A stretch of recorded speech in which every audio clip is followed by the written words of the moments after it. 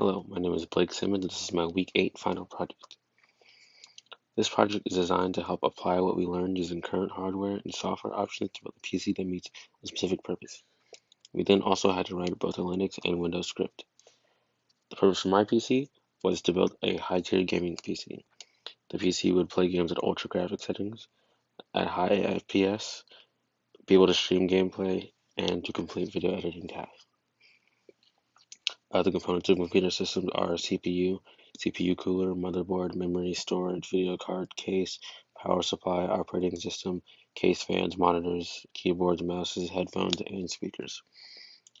These are the prices for all of my components. From seller one, the price went up to $2,820, and then seller two went to $3,165. Obviously, I chose a cheaper option because I can do the same thing with the cheaper components.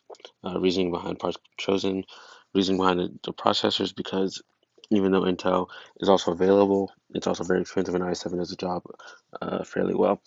For the graphics card, it goes best for the motherboard and will give the best performance. For the motherboard, it's compatible and provides good integration with other components. The main memory, I needed 32 gigabytes of RAM, but because of the cost, I'll settle for 16. For primary storage, it'll help in performance of the system. Backup storage will be the secondary storage, and because the SSD will provide good performance. For the power supply, has sufficient power for a gaming PC. For the cooler, it's important to keep the components cool to get them perform well. For the disk drive, it is optional but will be useful for installing new softwares and keeping backups.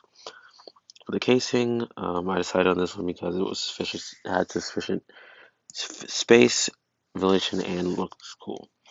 For monitor, playing games on 31.5-inch screen will be awesome.